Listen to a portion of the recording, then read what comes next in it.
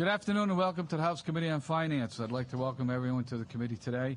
Today we have four bills on our calendar. We have bill number 7191, 7192, 7340, and 7409. I know there are a lot of people that are here that have signed up to testify, and it is my intention to allow everyone that would like to speak will have an opportunity to speak. I just ask that if anyone has some repetitive testimony that from what someone else may have said, you try not to be repetitive. We'd appreciate that. If you have written testimony, please give us the written testimony. We certainly can. We definitely will look at that, and we certainly can read that. Just a couple of other housekeeping matters. There are overflow rooms, so for people that can't make it in here, in room 135. Which is up right above us here on the first floor, and you can get a live feed and you see exactly what is happening here. Also, per the fire regulations, as you know, we cannot have people that are standing in the back or on the side, so we'd appreciate that. Any members of the General Assembly, the House or the Senate that would like that can't get seats in the back, certainly allowed to sit up front here. So please our members, please feel free to do that. At some point, we will be breaking when we do have there are some bills on the calendar today on the floor, so we'll be breaking at that time to go take votes. Okay. So at this time, I'm going to turn this over. I'm going to ask Representative Carnevale. Thank you, Mr. Chairman. I'd like to make a motion today that all bills that are before us today are held for further study. Motion by Representative Carnevale, seconded by Representative Norton, and Representative Marshall, Representative Hearn, Representative Ruggiero to hold all bills, Representative Hull and Representative Malik to hold all bills on today's calendar for further study.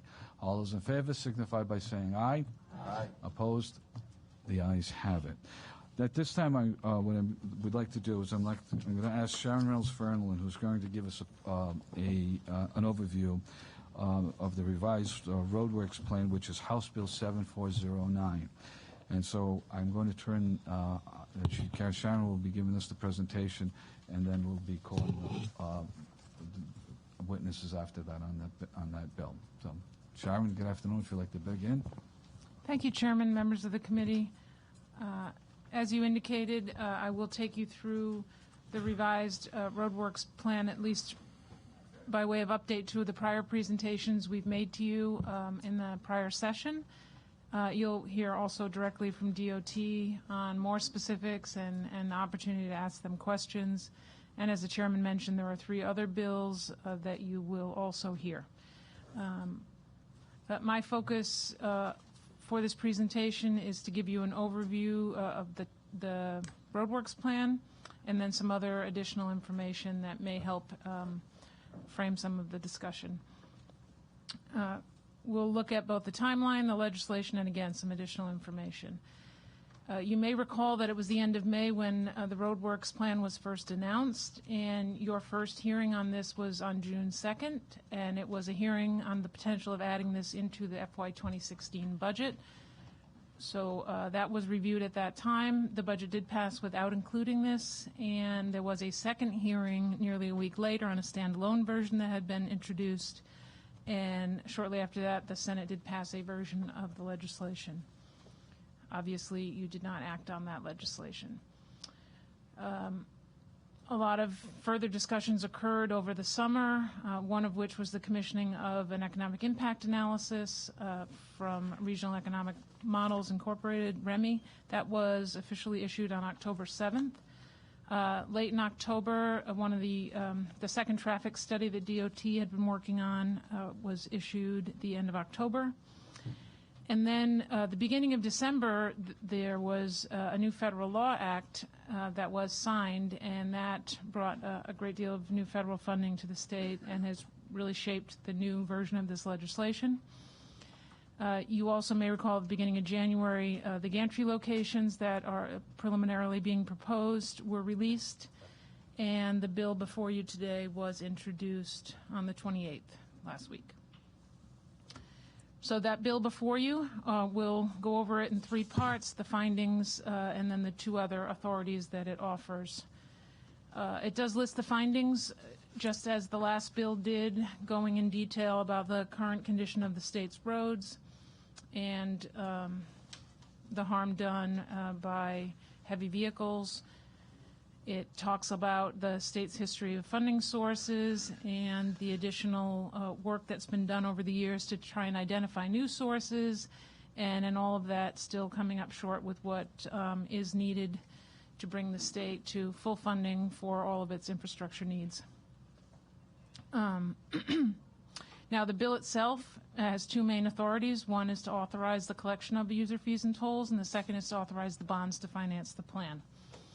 With respect to the tolls, as we told you before, federal law does allow tolls for the reconstruction or replacement of a toll-free bridge or tunnel and the conversion of the bridge or tunnel to a toll facility. The term bridge is broadly defined, so spans of 20 feet or more do qualify. So, as you know, the reason this is even a possibility is that that definition of bridge is not your typical, what you think of as a bridge. The bill does authorize the collection of user fees and tolls on large commercial trucks. It prohibits tolls on smaller vehicles. And a new feature of this bill compared to prior versions is it calls for voter approval of any plan to toll passenger cars. The way the limitation work is they go by FHWA classifications, and those standard classifications I'll go over in a minute, but the tolls will be limited to those vehicles class 8 and above, the smallest of which is a single trailer with 3 or 4 axles. This slide you've seen before is just going through the different class descriptions.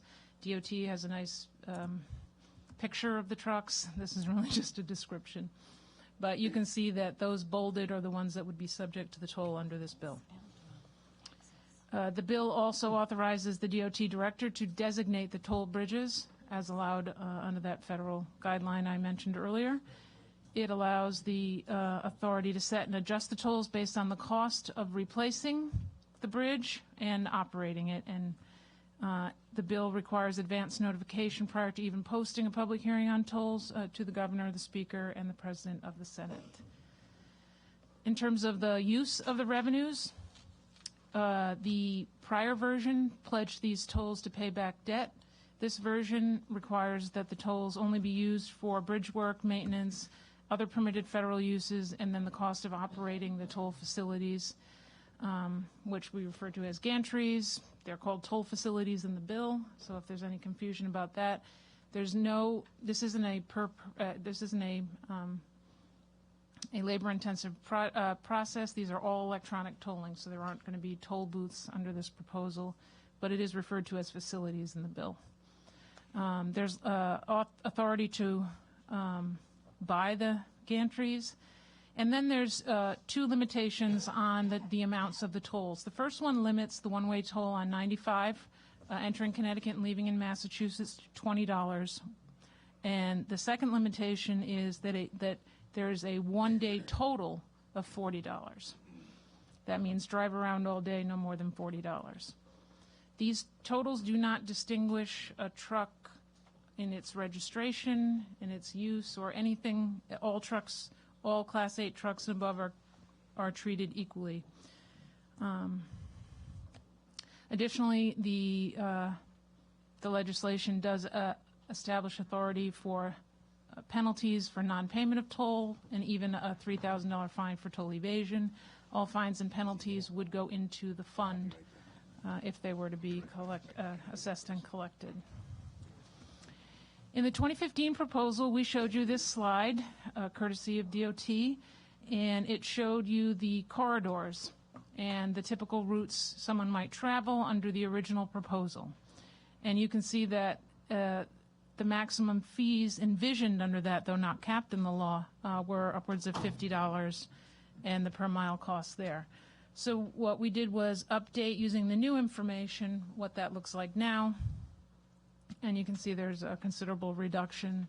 I'll let you compare it. But for example, the 95 toll, which in the original proposal, which was 50, eventually the Senate did adopt a smaller one, but it was 50, comes down to 20. And then finally, a major piece of the legislation is to authorize bonds to help finance the entire DOT RhodeWorks plan.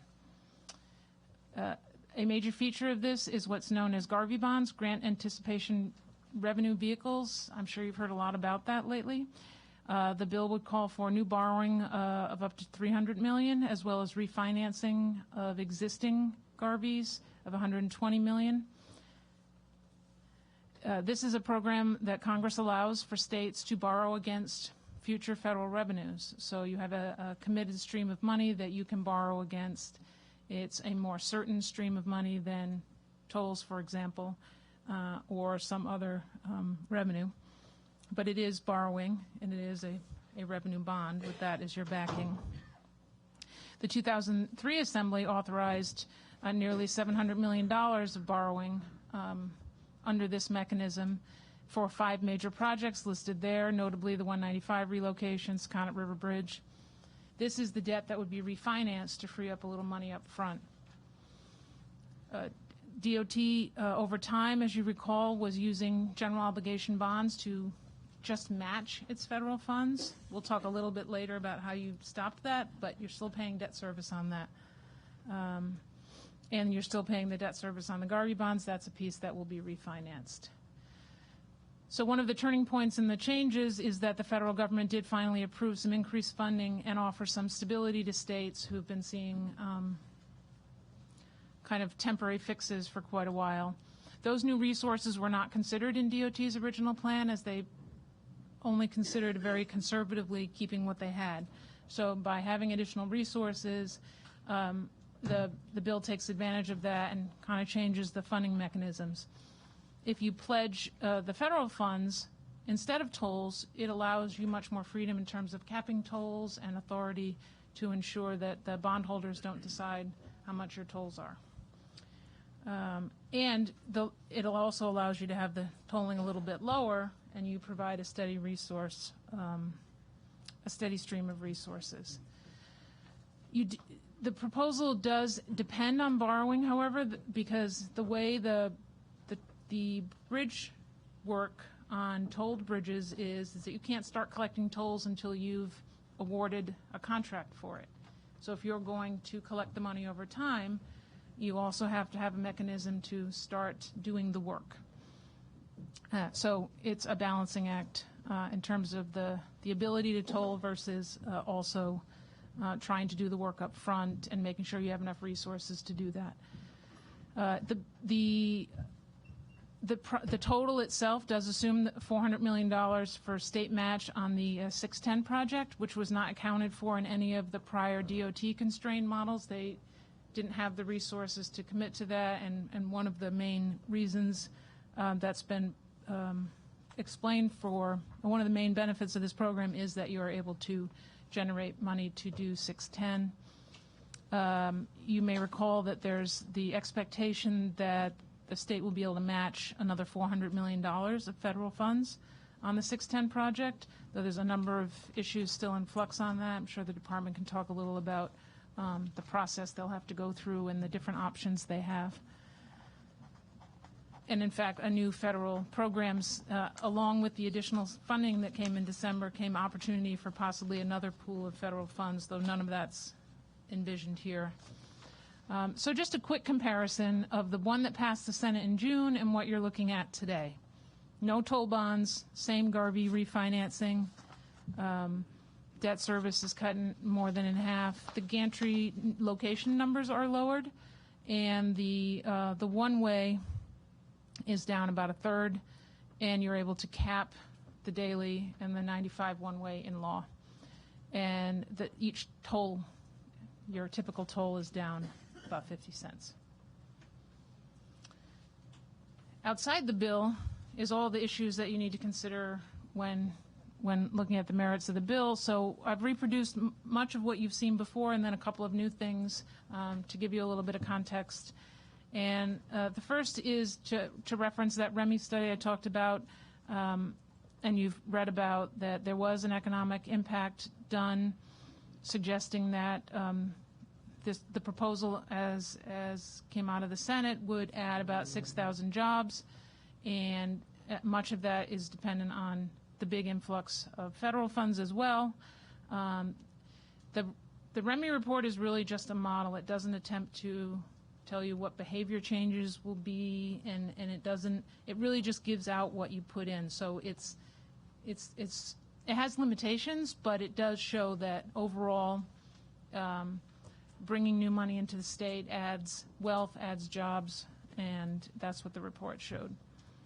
The other big issue that got a lot of attention over the last few months are the traffic studies. The revenue projections originally provided with the proposal were based on internal DOT data, which is typically what's done when an entity undertakes a new tolling proposal. There's different levels of traffic studies, and the first one is just to use your internal data. Obviously, it's the least reliable, but it gives you a sense. So the additional information, the information was framed around that. By the end of October, there was a level 2 study, which was, well, different. It kind of showed generally in the aggregate the same amount of traffic, but it allows now for more pinpointing of the DOT proposal in terms of picking gantry locations, setting tolls, and trying to match up bridges and the cost of reconstructing them. And those also considered diversion and estimates. And the concept on diversion is that when the cost of a toll exceeds the cost to divert, you're going to divert. So that happens. There's a sensitivity to that, and there's a calculation, and all of that was done. And as you look at gantry locations and toll amounts, that all has to be calibrated around diversion to avoid it, but then also generate enough revenue to actually fix the bridge, which is the whole point. So a lot of moving parts. You heard a lot about the investment grade study, and that would be the final step. While this proposal does not call for the tolls to be used to back bonds, there may be some merit to doing that study anyway, again, to just ensure you have the best traffic data as you're estimating your revenue and doing your diversion. You also adopted the one piece of the governor's proposed article that you heard back in June was the reorganization of DOT. That did get included in the budget. And if you recall, it required DOT to be organized along a project management basis and to use asset management system and basically, change the way it does business. And it altered the offices and how it's organized, and you heard a lot of testimony at that time about why they wanted to do that, and there seemed to be general agreement that that would be a good direction, and I'm sure the department is ready to talk about how that's working for them. Another big issue is the state's gas tax, and a lot of questions have come up about how much is it, how much does it generate, where does it go? Everybody knows gas tax, there's a federal and state gas tax, and it's mostly levied on a per gallon basis, and the state's yield from the gas tax per penny has come down over the years. Some of it's economics, some of it's consumption and fuel efficiency. Currently our gas tax is 34 cents a gallon. It went up, and I'll talk about that in a minute, 1 cent. Generates about $140 million for the Intermodal Surface Transportation Fund, and the statute defines which transportation entities or purposes get that money. No gas tax goes into state general revenues, commonly referred to as the general fund, but it is used for transportation purposes. The way we compare with our neighbors and the U.S., I've split gas and diesel because some states do have differential rates, so this is a little different from a slide you'd seen before. And thanks to the American Petroleum Institute, they kind of try and take those things that aren't quite per gallon and put them apples to apples so we don't have to. So this is based on October 2015 data. And it just kind of shows you that Rhode Island is at the high end in its neighborhood, though it does not differentiate between gas and diesel. Diesel collections alone, which we can generally tell how much we collect from that. Back when it was 32 cents a gallon, we collected about 20.5 million. So we get about $600,000 per penny. And, excuse me. Here are the entities that do get a piece of the gas tax. That last one, environmental protection free, that's really the underground storage tank. But all states report their fees together, so we have to kind of, for apples to apples, show that. But as you can see, here's how the $140 million goes out to transportation agencies. There's an agreement that interstate carriers have whereby they have to pay the gas tax of the state they're driving in, even if they don't buy the gas there. So there's this relatively complicated system of trucks reporting their miles driven in each state and then remitting to that state what they owe them for those miles based on that gas tax. So if a state has a very high gas tax, they'll collect from an out-of-state trucker the higher gas tax, even if that's not paid there. So we actually don't have a really good estimate of what that is because it's not segregated. So when Rhode Islanders buy their gas but then pay for somebody else, we don't separate that. But well, we tried to figure it out over the summer, and the best we could do was there's a couple $1 million we think that is really just out-of-state carriers apportioning their miles to us after everything else is considered. So it's not the largest chunk of your diesel collections from that process, notably because our miles are relatively small compared to the rest of the country, so people don't apportion many of their miles to us. There's also an apportionment of truck registration, just like gas. So there's a lot of federal rules on trucks that cross into other states. So you're limited in how you can treat them differently. But same on registration. There's a splitting of that. Rhode Island's truck registration fee generates about less than $3 million. And I'll go over a couple of the more recent looks at transportation funding. There have been a number of them in the last 10 years. The 2008 Blue Ribbon Panel was one of the more marquee ones. And you can see from this list that there were 5 major recommendations. All of those recommendations, but tolling of Interstate 95, were actually enacted by the Assembly, so in some form or another. So as the groups got together and came up with ideas, you found ways to implement some or all of them. Tolling Interstate 95 was not allowed. Strictly speaking, there was a pilot program that states could get in on, but actually setting up a toll on the interstate, not allowed. If you remember, and I'm sure DOT can talk a little more about this, but I started by saying that you can toll bridges.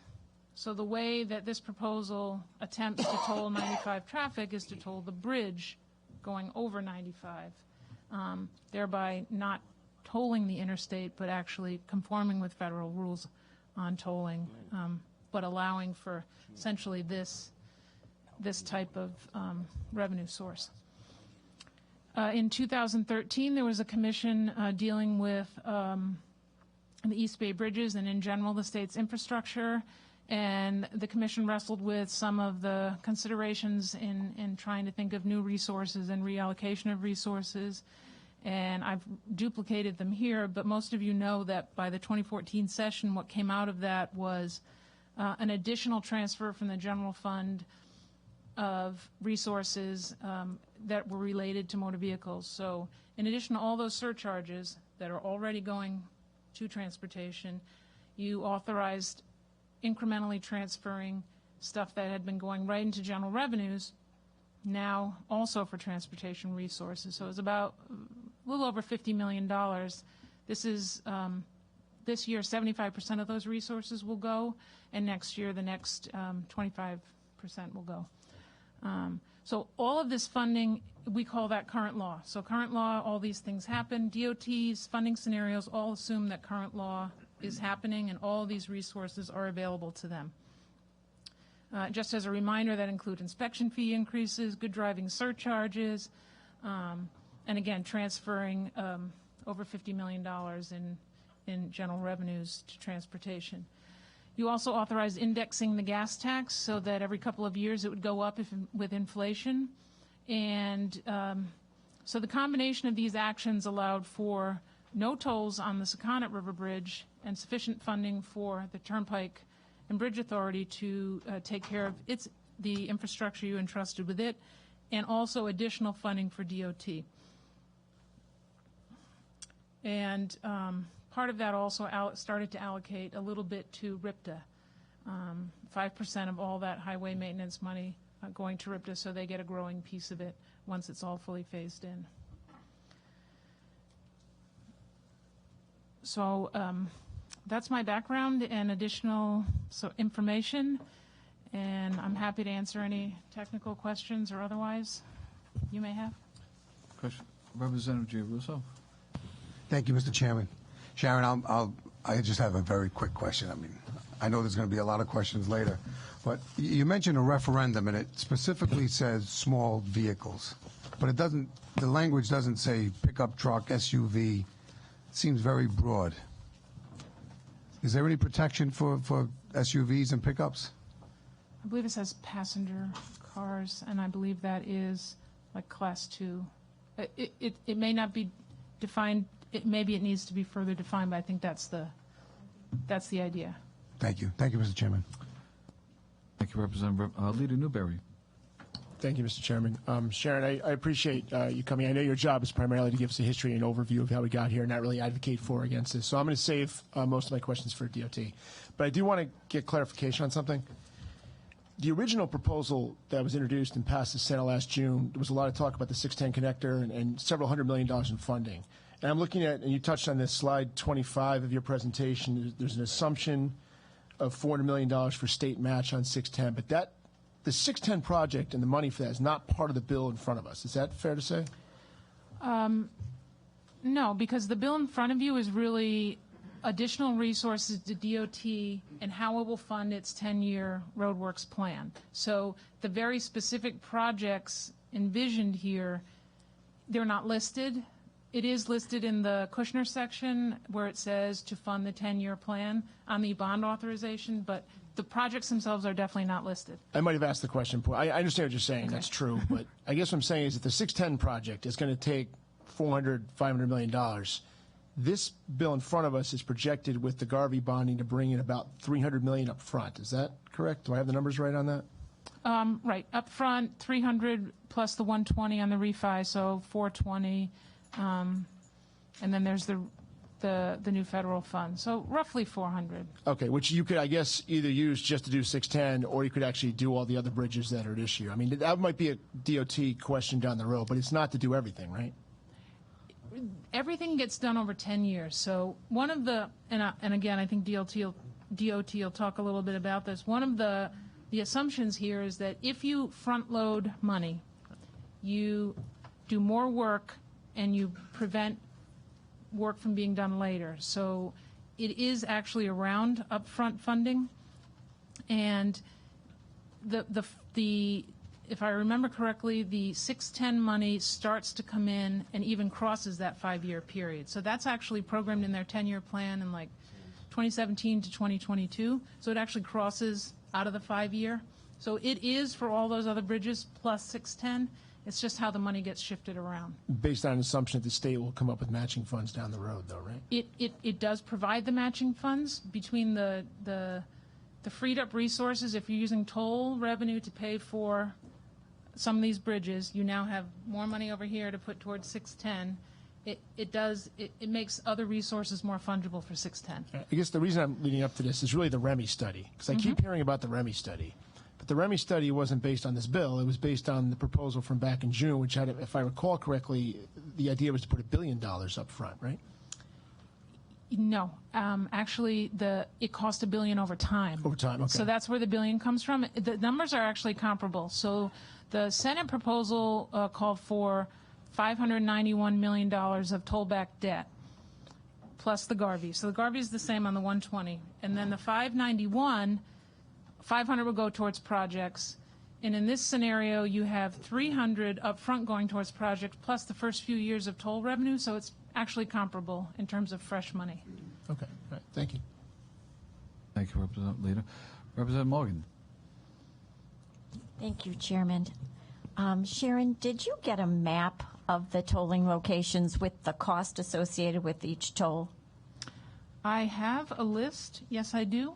I have the list. The the DOT director provided on January 5th, and then I also have a new list with suggested tolls that were used to populate those files, the charts I made. Yeah, can we have a copy of that so that we know what each toll would be? And then did you get copies of the diversion maps that they have? The diversion maps? Yep. We know they have them because they sent an email that had them as attachments. So I know that they exist, but I would like to know what the diversion routes are. They're Did the I don't Finance have Committee them. not get them at all? We have not reviewed diversion maps. Well, I haven't. Okay. Or you haven't. Okay. So they are still in this going to take $400 million and use it as matching for the transit funds. Yes. So that is still included in this plan? It provides enough funding to do that, yes. Okay. With the debt for the Garvey bonds, what interest rate are you assuming? So the language allows for interest up to, it allows for debt service up to $490, which would suggest interest payments of up to $190. It's an upper limit, not, and it doesn't list an actual amount, a rate. So they would have the opportunity to structure the debt in such a way that they might do interest only up front and a longer term payout, a longer term backloading some of the debt service. So the way it's in the bill, it doesn't specify a limit on the interest, just on the interest payments. I think I don't understand what you're talking about. Uploading the interest and then what, So you it can would still be structure your paid in a debt anyway. 15-year period of time? Yes. But what, you'd only pay interest up front and then you'd take more So of the remember federal that you're funds? paying off Garvey funds. So one of their proposals, and the thing that's represented in the debt authorization is the maximum amount of interest. But one of the runs has it at where they pay just for the first few years interest only, and then when the other debt is paid off, for some budget stability, the rest of the payment comes in later. But it's still in that period. It's Does that still in the make sense? 15 Yeah. years. And so what is the interest on the Garvey debt? So it doesn't, I mean, I think it was modeled at 5, but effectively it'd probably be a little higher if you're doing interest only. But the model started at 5. So Okay. assume 5% interest, but your APR is probably going to be a little higher. Higher because, Is that- okay, yeah, so- interest only. Got it.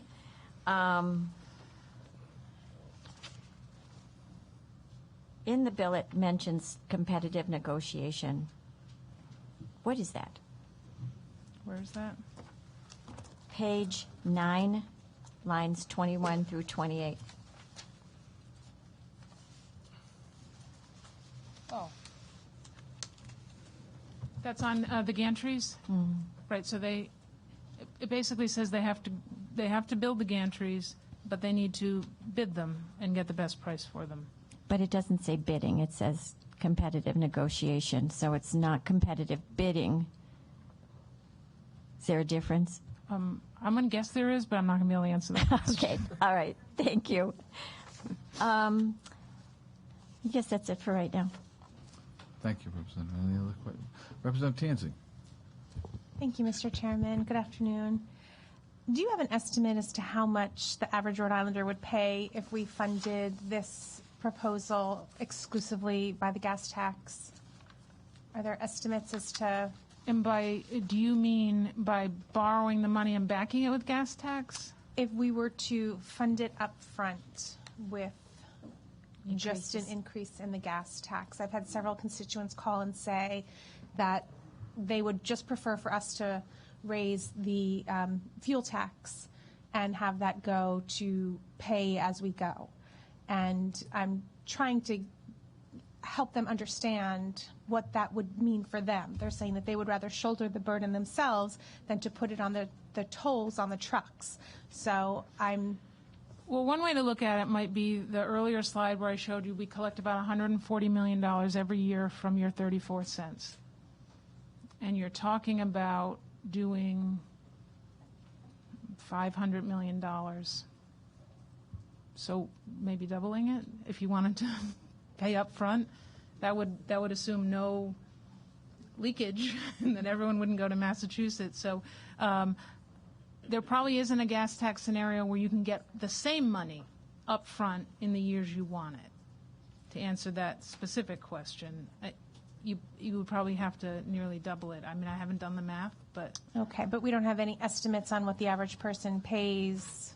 I know that there's a price per penny, and I don't know how many gallons each person... Well, you have 1 million people in the state. You collect $140 million. Now, obviously, people's gas tax use varies, and there are people who don't use it at all. But Right. you're in the...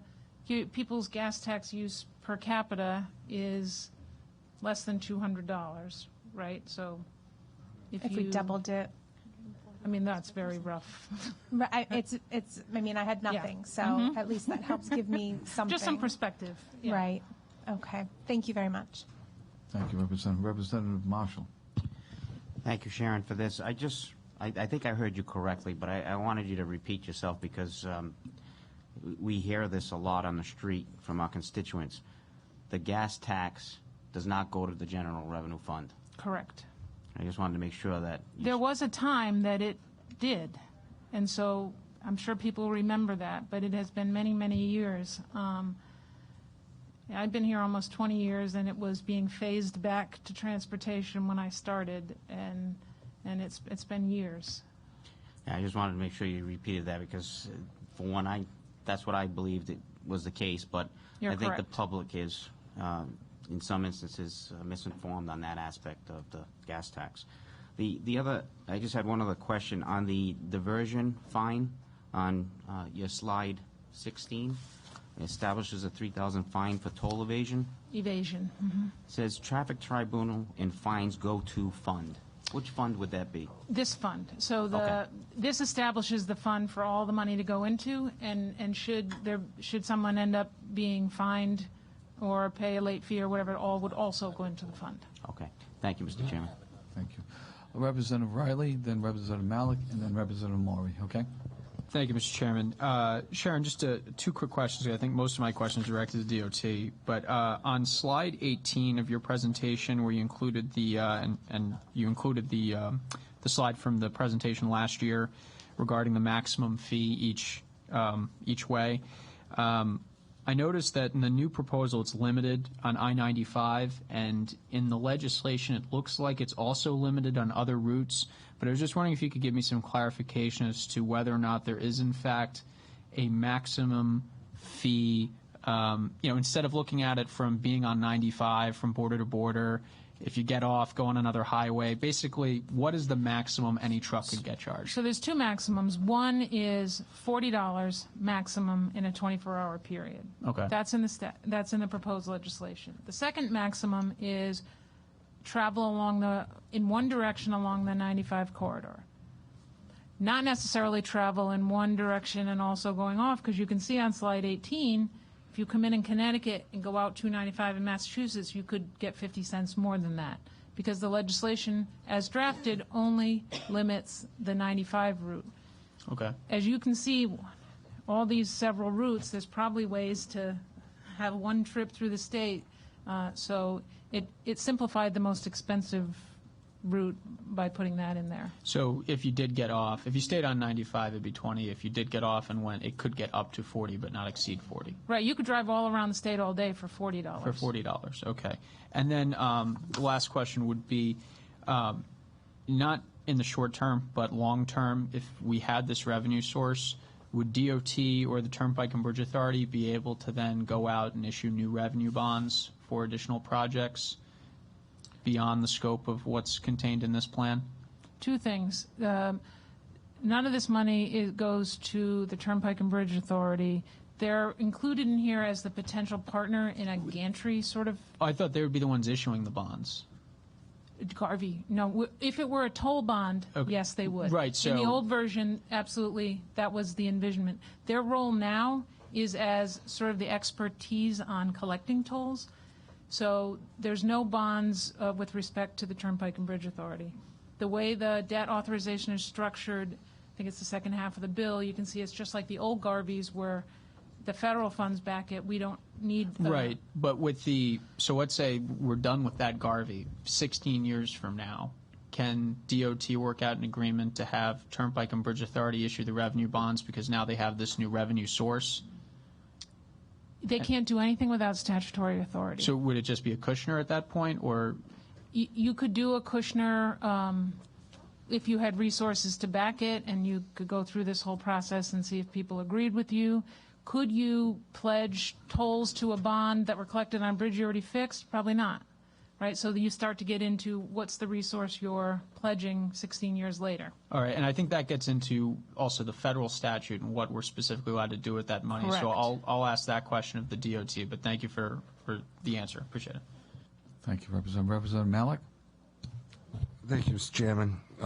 Sharon, going back to the gasoline tax, the .05 for the environment protection fee, the underground storage tanks, do you know how much money's in that fund now? And It does get pretty close to zero. It had been, there was some excess money, which is why it was dropped from 1 cent to a half a cent. But we've heard in the last couple of years that they have committed most of that money, and it does get used. yeah, could you find out how much is in there? And over the last year, what kind of underground storage tanks they issued that money to? Okay. Thanks. Thank you, Mr. Chairman. Thank you, Representative Maury. Thank you, Chairman. Sharon, just some clarification on slide 36, sorry, on the comparison of regional gas taxes. I have a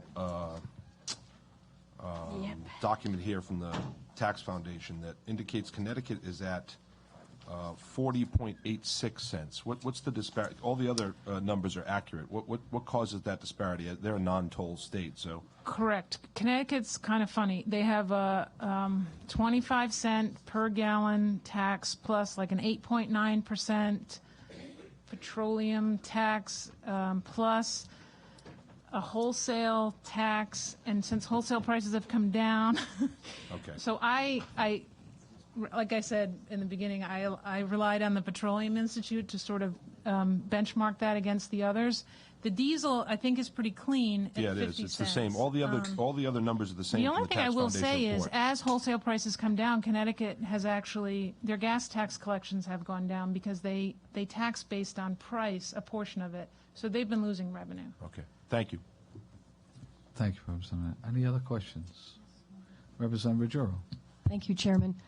Sharon, thank you for this great presentation. And I'm not sure if this is something you can answer or if it's for Director Alviti, but with all of these monies from the toll revenues, they can only be used for the gantries and for the bridge work and the maintenance.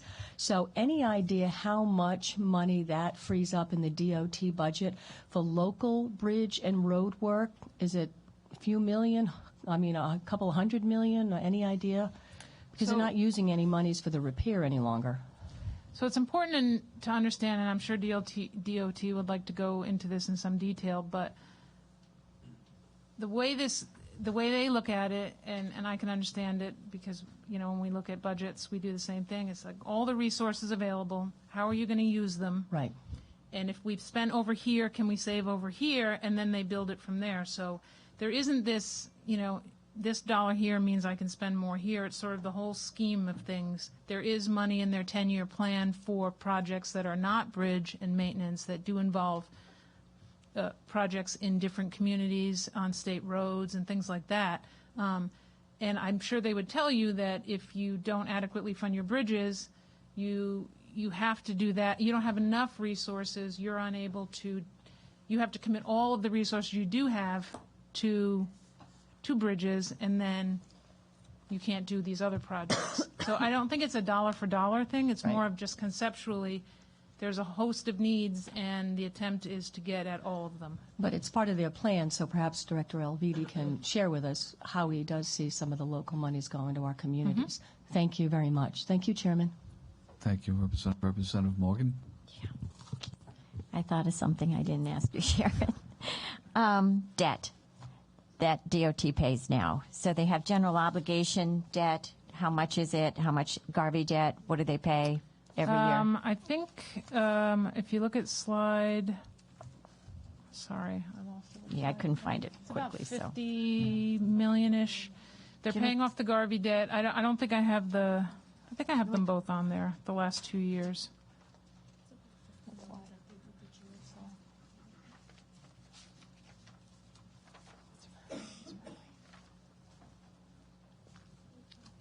to know where to find it. I know you. 23.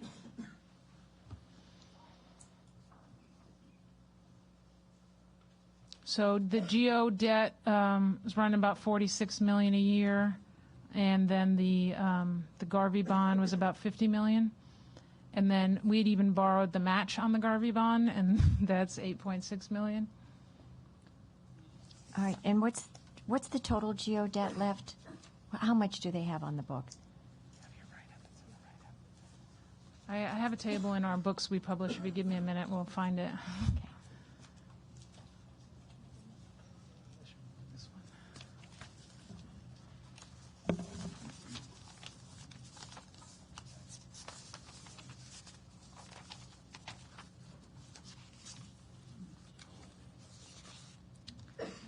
Let's see.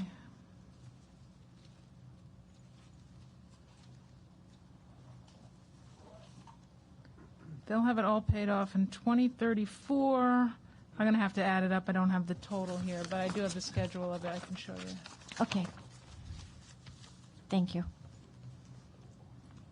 I'd actually like the totals for the general obligation, the Garvey debt.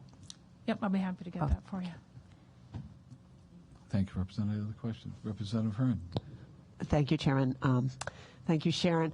Sharon, do we have a list or a document that we could refer to as to the tolling that is done in other states and what trucks or what this Class 8 truck would pay? Actually, DOT in some of their materials from last year, and they're probably bring them out prepared to again. do some more, also have some examples along the same corridor. Okay. And if what they have isn't And kind enough, of the we'll get you some listing more. of the tolling that's done around Yep, the they country. have some comparative items. Okay, thank you. Thank you, Chairman. Thank you, Representative. Any other questions? Sharon Chantel, thank you very much for your presentation this afternoon. We appreciate it.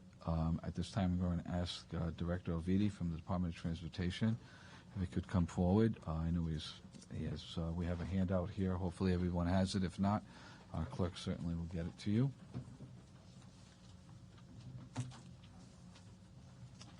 And joining Director is Mr. Garino and Jonathan Wormer. Gentlemen, good afternoon. Welcome.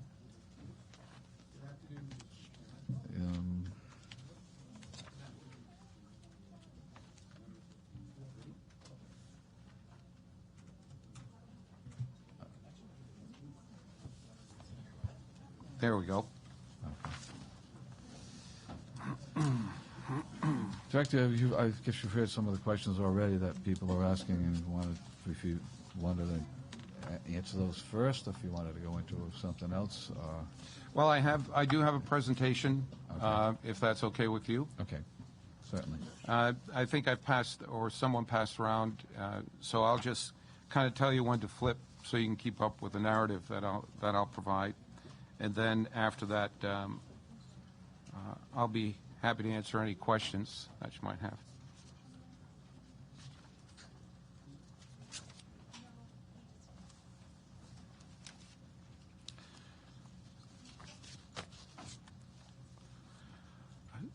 Thank you, Mr. Chairman, and members of the committee for allowing me to present our revised RhodeWorks program, updated to reflect very positive impacts of the federal Fixing America's Surface Transportation, or FAST Act, that Congress recently passed into law. Much has changed since I sat before you 6 months ago.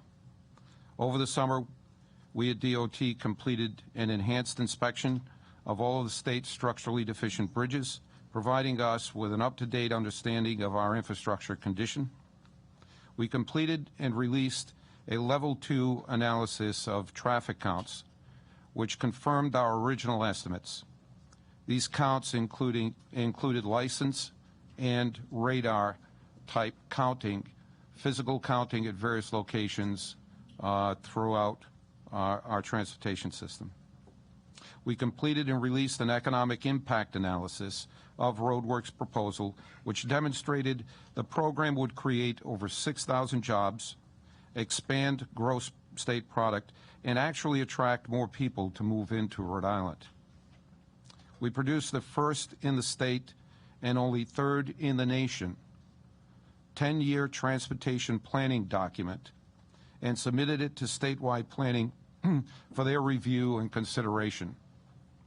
And we have begun a monumental transformation of DOT organization, its management, its procurement, and its project delivery. You can go on to second page, 2. While much has changed, some things remain the same. We still have 1 out of every 5 bridges rated structurally deficient. We still have the worst bridges in America. As a native Rhode Islander and as a civil engineer, it pains me to tell you this. It pains me that the state where I was born, raised my family, and received my education has not been able to address something as fundamental to our economic well-being and prosperity as properly maintaining our roads and bridges. Since June, when we last met, 14 bridges have been removed from the structurally deficient list thanks to repairs or removal of the bridges.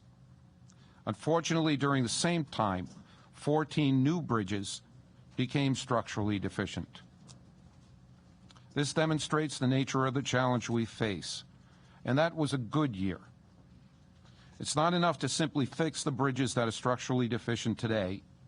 We must implement a plan that addresses both the bridges that are structurally deficient today and invest in preventive measures to prevent new bridges from becoming structurally deficient. It's only by taking that approach we arrest the state's history of infrastructure decline and move toward a state of good repair. Next page. Rhode Island ranks last in the nation at 23% structural deficient bridges, 50th out of 50 states in the percent of structurally deficient bridges, and 42% of our bridges are over 50 years old. Next. Of the 1,162 bridges in Rhode Island, about 22% of them, as I said, 1 out of 5 are structurally deficient. There were other important changes in our infrastructure condition since we last met.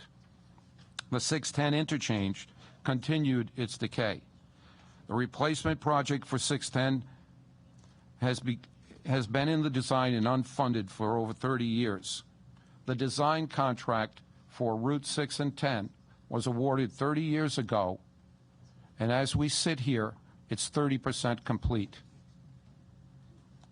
In that time, we've braced this failing structure in order to keep it open. Sadly, some of the braces are now in need of replacement themselves. 3 months ago, we determined we need to award another interim repair just to keep this structure safe. We estimated the contract cost of that temporary repair to be $6 million funded from our emergency program. This is yet another example of the cost to the taxpayers of failing to properly maintain our infrastructure. That $6 million of improvements will essentially be thrown away once the new infrastructure is built. We need to address Route 6 and 10, and we need to address it now. Next page, number 5. The increasing cost of 610 interchange are not the only area of concern that prompt us to act in urgency. As you can see from this chart, the cost of bridge repairs increases exponentially over time. This is a chart of an actual bridge. Every one of the 1,165 bridges we have has an associated chart like this in a lifetime cycle for the bridge. Once you get past a certain point in the curve, the increasing rate of increase means that projects that today we could accomplish simply by preservation effort, if deferred to tomorrow, could very well quickly require much more costly reconstruction effort. In fact, $950 million can be saved by implementing this asset management approach and fixing as many bridges as we can while they're still in the very early stages of decay.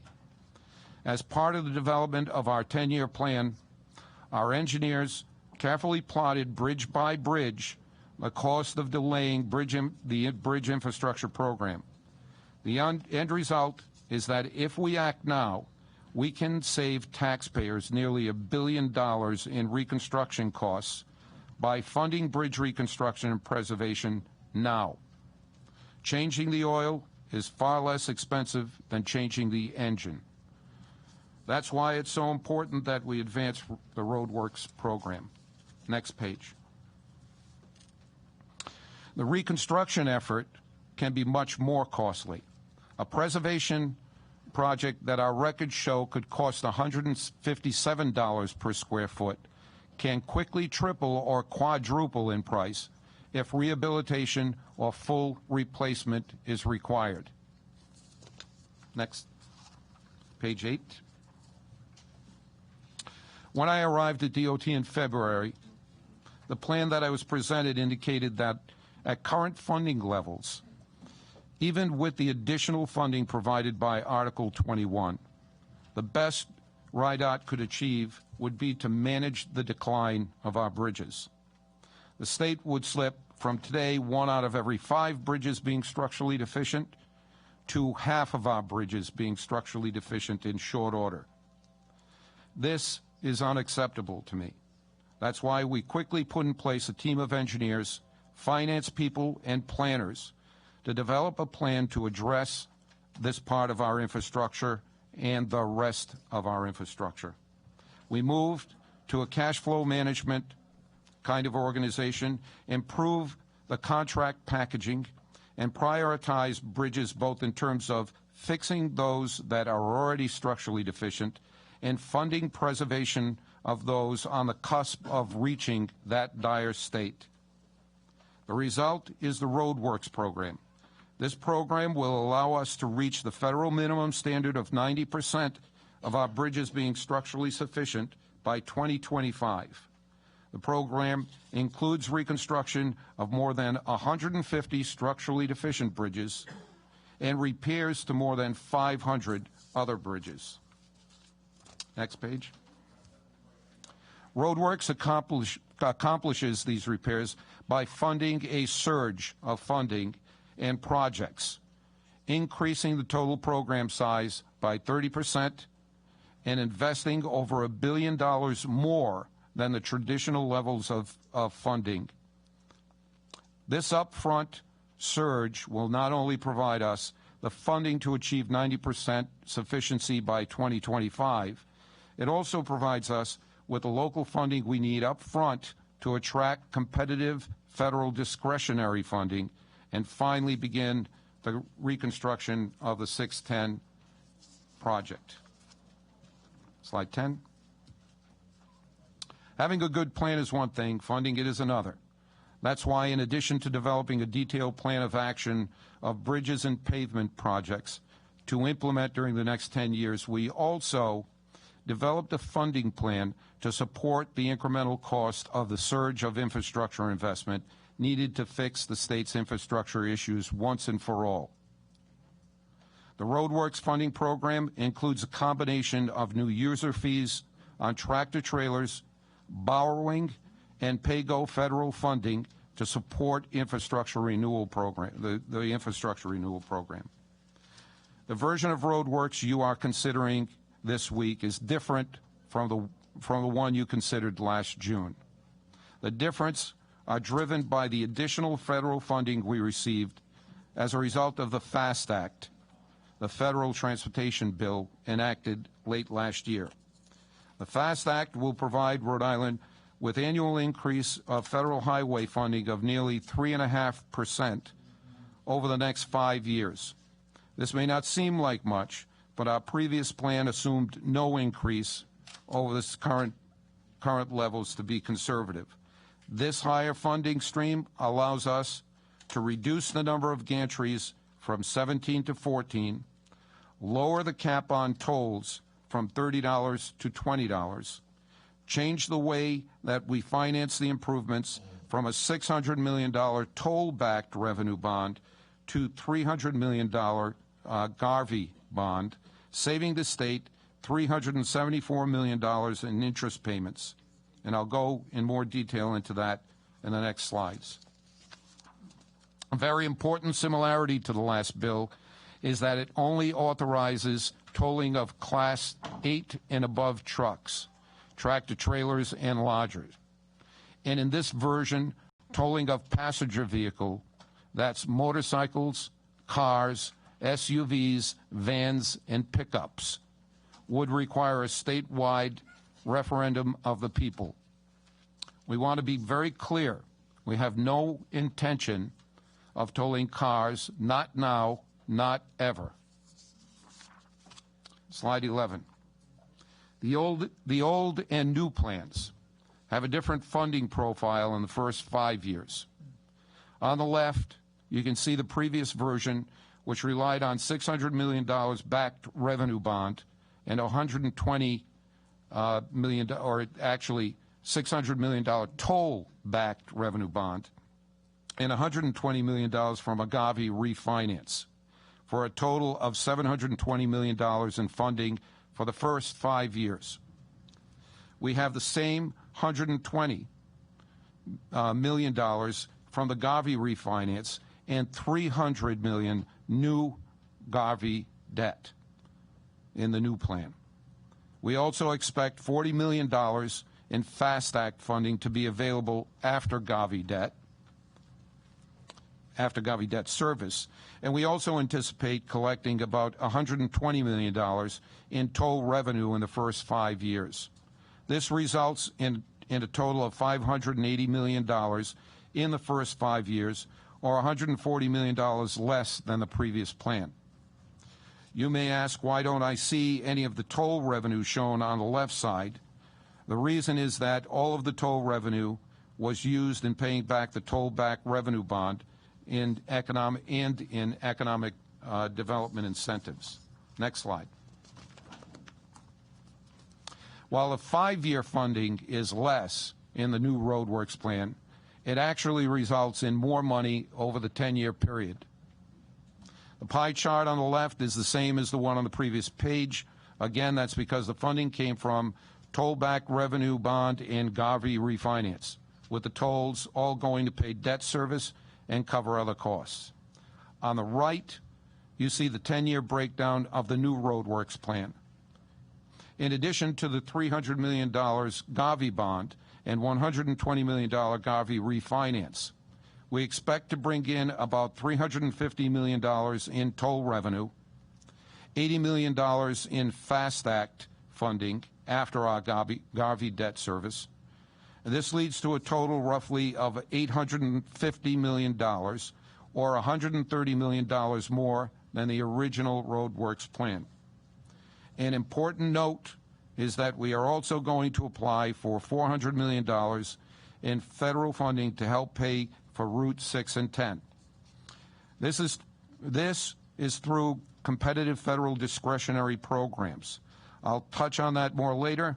Assuming we have the federal grants, the total new RhodeWorks program would be an additional $1.2 billion over historical funding levels during the next 10 years.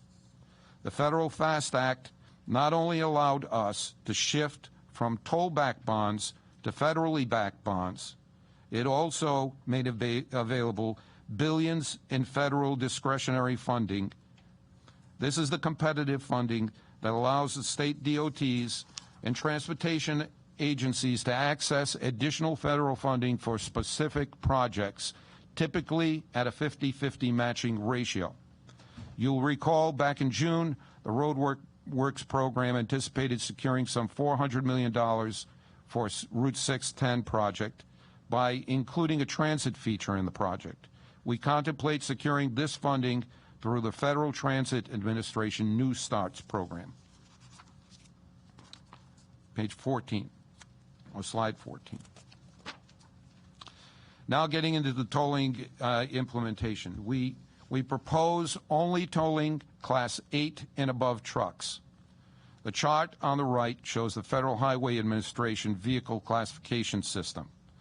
As you can see, we have no intent to toll, and the legislation before you specifically prohibits tolls on cars, trucks, vans, buses, RVs, and single-unit trucks. Class 8 trucks are the first class of vehicles to have a separate tractor and trailer. And this is important not only because they're bigger and they cause more damage to our roads, but also because the 2-unit trucks are easier for all electronic tolling systems to identify. You may ask why we're only proposing a toll on Class 8 and above trucks. Well, fully loaded tractor trailers cause 9,600 times the damage of passenger cars on our roads and bridges. As you can see from the chart, Class 8 and above trucks cause 70% of the damage to our roads and bridges, but only contribute 19% of the transportation revenues we rely on.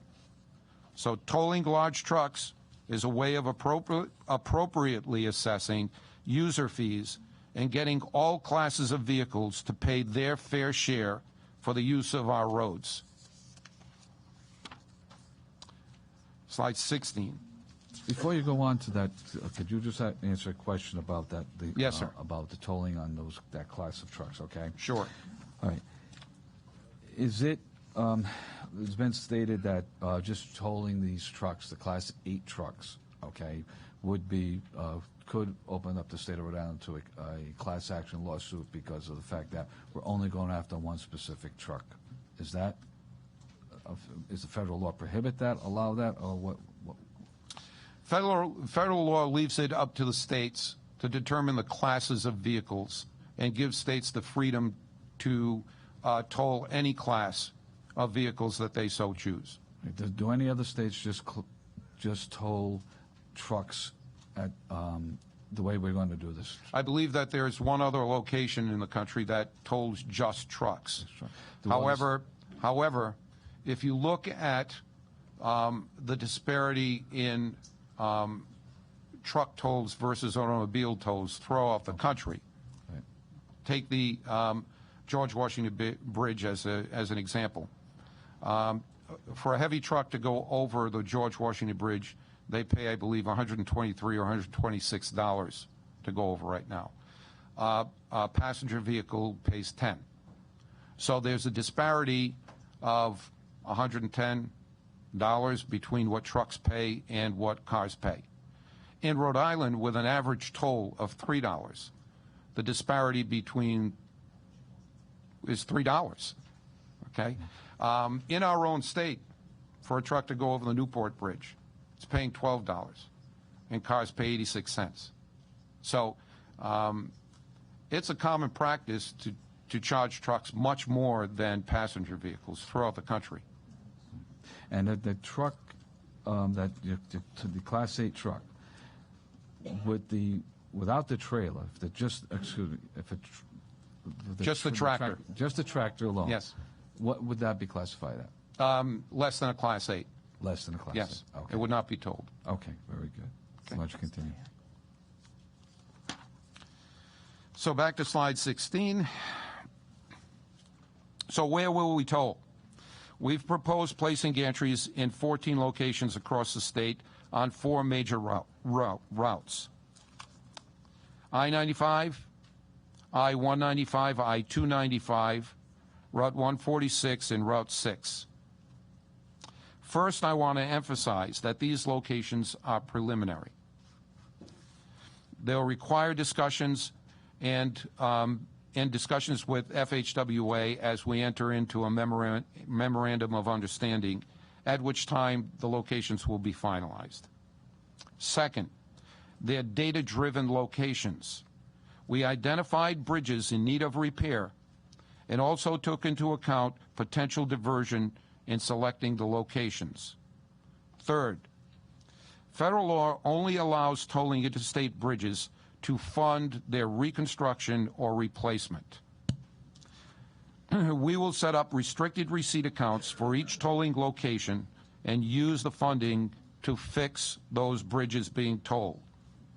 The federal government will audit us each year on the use of the tolling revenues, and the U.S. Secretary of Transportation can suspend tolls if funding is not being used appropriately. Another important misconception that I've heard is that this bill, about this bill, is the toll amount. We're proposing a maximum of $20 to cross the state on I-95. That's where the largest volume of tollable vehicles go, and it's among the highest of the routes in terms of value. And a total of $40 toll per day, no matter how many times or how much a truck drives around the state. That translates into a typical toll of $3 per gantry. And the highest toll we anticipate is about $5.50 at any one gantry. Next slide. So how will we make sure that tolls don't slow down traffic? Well, we plan to use an all-electronic tolling system. There will be no toll booths, only overhead gantries with highly sophisticated sensing equipment. These gantries will be able to specifically identify and will only toll Class 8 trucks and above. Next slide. Number 18. Rhode Island will be well within the norm of Northeast states on tolling. Contrary to the scare tactics of the bill's opponents, these modest tolls will not make Rhode Island uncompetitive. Our proposed tolls are only 46 cents a mile. That's less than half the toll per mile in Maryland, New Jersey, New York, and Delaware. In New York alone, large trucks pay $126 just across the George Washington Bridge. These tolls are seen by trucking companies as a cost of doing business in numerous other states, and it will be just the same here in Rhode Island. Slide 19. Diversion. Diversion is an area where tolling opponents will use scare tactics, saying they'll drive their tractor-trailers through residential neighborhoods. We know this won't be the case for two reasons. First, we'll work with the State Traffic Commission to restrict likely diversions to local traffic only, meaning no through trucks.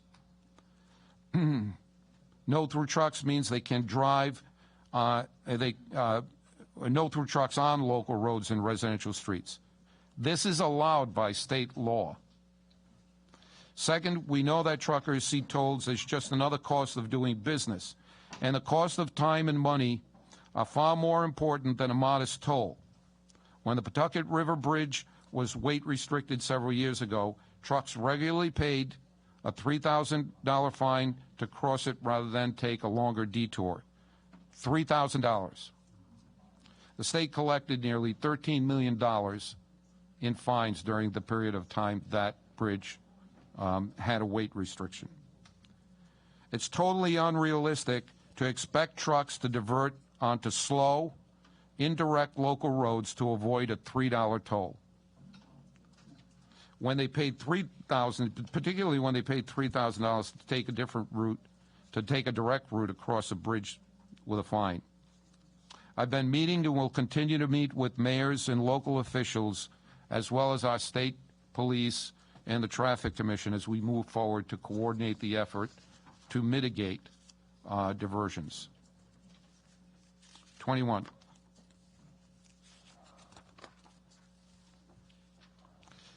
With the addition of federal funding under the FAST Act, we no longer need to rely on tolling revenue as the only source of funds to support the surge of bridge investment. By leveraging the nearly 3.5% annual increases in federal funding, we can issue a grant anticipation revenue vehicle, or GAVI bond. GAVI financing is not new to the state. In fact, the original proposal presented to you last June included a refinancing of our $570 million existing GAVI debt that was authorized by the legislature back in 2003. That refinancing would produce a benefit of $120 million in the first 3 years of the program. Now, with the new federal funding, we can issue an additional $300 million in GAVI bonds on top of the refinancing. Again, this is half the size of the $600 million tollback bonds contemplated in the original proposal we presented last June. The term of the bond is also shorter, from 30 years to 15 years, and interest costs are reduced 65%, or $375 million. Importantly, bonding against our federal revenue only makes sense if we can sustain our ongoing program. The previous 2003 Garvey borrowing and its associated other debt for match was nearly $1 billion. Unfortunately, DOT took that debt with no additional reliable revenue stream to fund its basic program. And after spending that money, we still have the worst bridges in America. The lesson is clear. We can't simply borrow more without a sustainable means of funding of our infrastructure over a long period of time. We can't simply mortgage the future. That's why RhodeWorks proposes a combination of bonding along with federal and toll pay-as-you-go funds to provide a reliable, sustainable infrastructure program, not just for today, but for a decade from now and the decade after.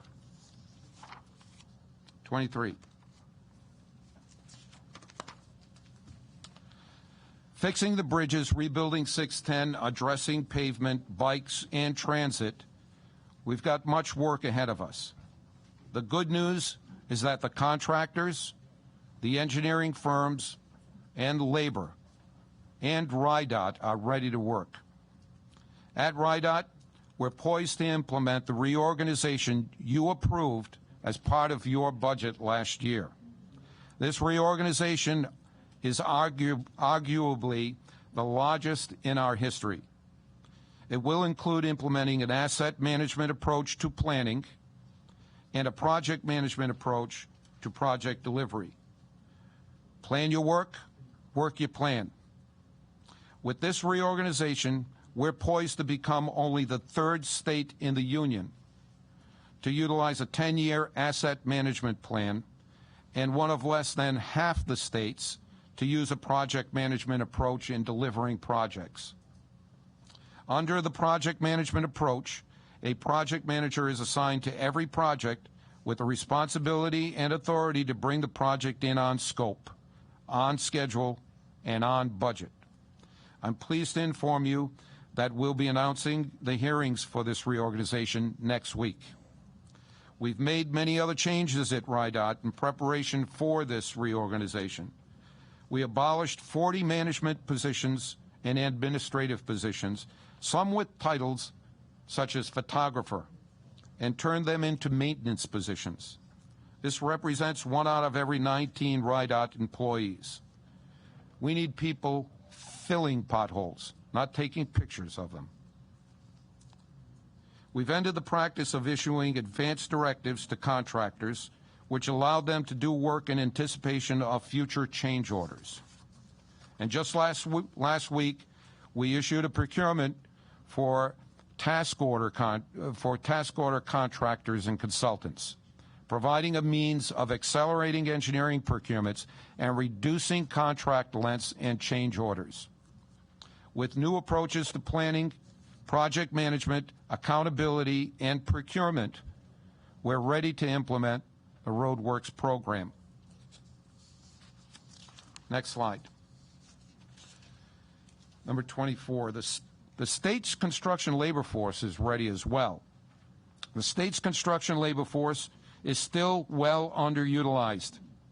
In the Great Recession, Rhode Island lost over 6,000 construction jobs, and we've only regained less than 10%. Last year, in spite of RIDOT's producing a program over 40% larger than the previous year, construction jobs in Rhode Island still fell slightly. We hear that many construction workers are commuting to Boston to find work. It's time to bring them home. It's time to start letting Rhode Islanders rebuild Rhode Island crumbling infrastructure. The good news is that the economic analysis of the RhodeWorks proposal requested by the leadership demonstrates that the job creation that the program will produce. The REMI economic analysis undertaken by the Department of Administration indicated that the program would create over 6,000 new jobs, increase gross state product by $538 million, and actually increase the state's population. The analysis was conducted before the new federal highway funding was even known. So as a result, the benefits of this program should only increase over their analysis. 25. Importantly, the RhodeWorks program is more than simply bridges and pavement. We developed a 10-year plan that includes those elements, plus drainage, traffic, safety, transportation alternatives, bike paths, ADA, and transit. While the funding sources and bond size and composition have changed since our June proposal, this basic intent and makeup of the program remains the same. This program is before the State Planning Council for their review and public input. While we're certainly open to dialogue and discussion to improve the prioritization of projects in this 10-year plan, we remain steadfast in our commitment to fixing the core of the state's infrastructure and bring it to a state of good repair. That's the emphasis of this 10-year program. Slide 26. While the basic program has remained the same, the benefits of RhodeWorks have changed for the better. With the new federal funding and reduced bonding, we were able to substantially cut the interest costs, meaning our net savings after interest has doubled. We're now projecting the program will save the taxpayers over $700 million in bridge reconstruction, even after accounting for the interest in the new Garvey debt in the refinance.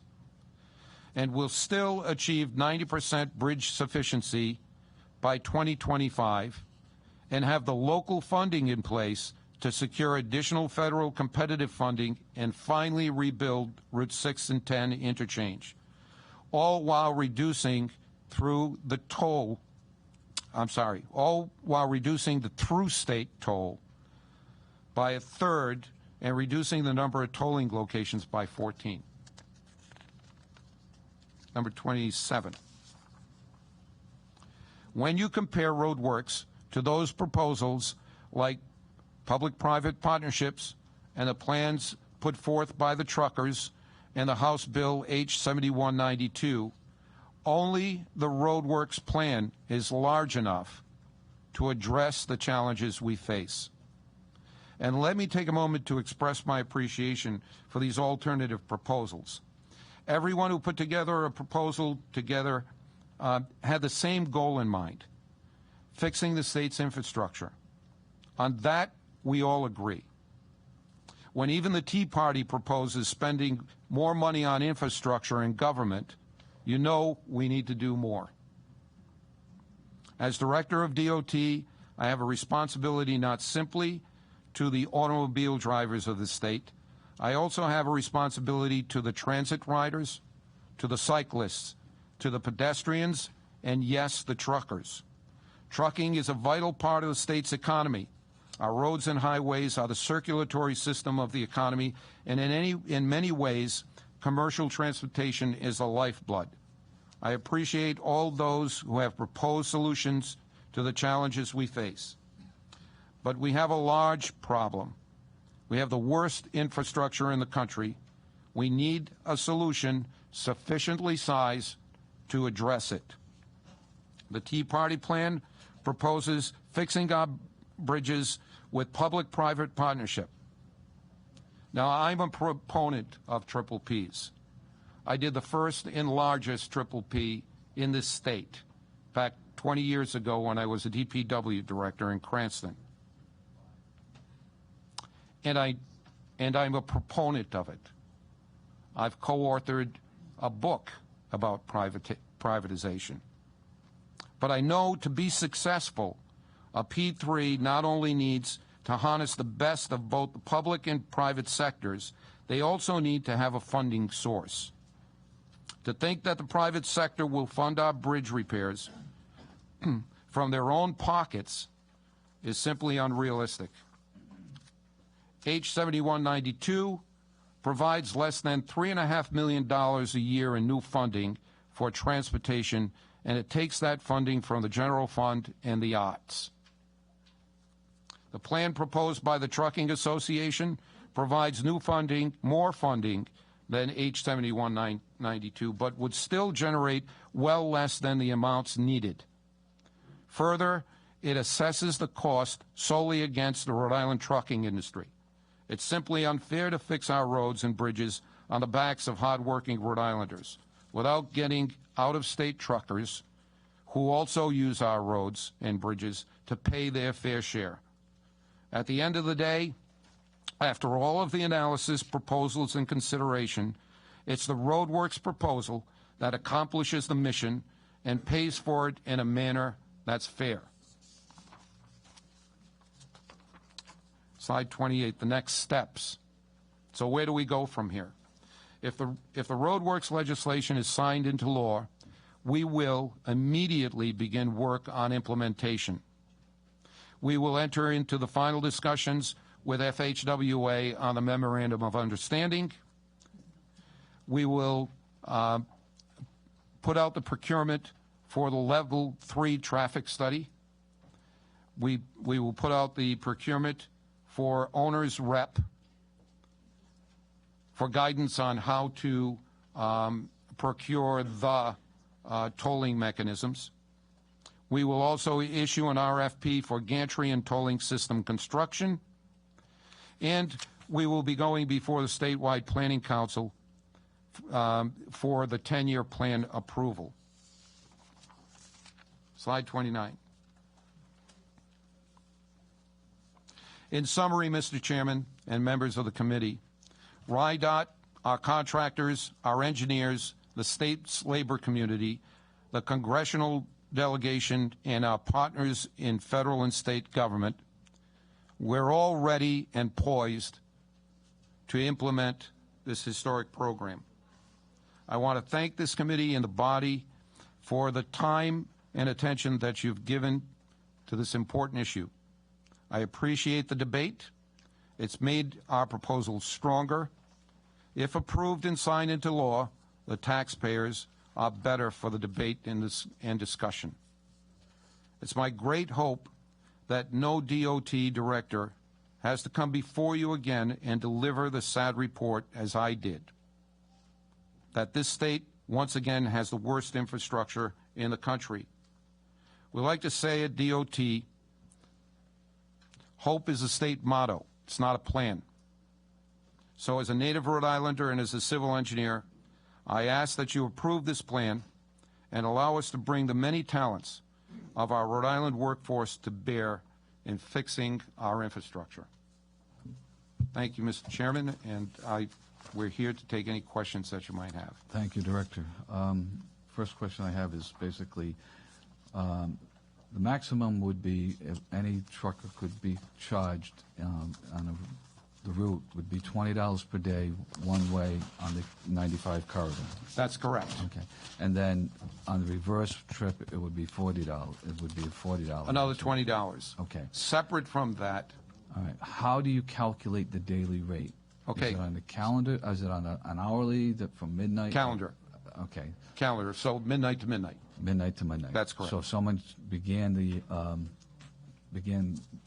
8 o'clock at night, drove up 95, came back at 1 o'clock in the morning, then the clock starts again? Yes. Okay, so it's in one calendar day. 12 midnight to 12 midnight. 12 midnight to midnight, okay. I know Sharon mentioned this, that back in 2008 there was a Blue Ribbon panel, and one of the suggestions was to toll 95. And I know a lot of people have been saying that. Yes. What is the federal authorization or unauthorization, if you will, about tolling 95 or putting a toll on the 95 at the Connecticut border or the Massachusetts border? Can we or can we not do it? We cannot do that. We cannot, the federal law prohibits the tolling of the interstate. There are some states that do it because they were grandfathered in. There are some states that do it because they're part of a pilot program that allows it to be done. But the FHWA, so Rhode Island is not one of those states that's either grandfathered in or part of the pilot program. It's therefore, we're prohibited from placing tolls on the interstate. The exception is the federal law allows for tolling a non-tolled bridge for the purpose of the reconstruction of that bridge.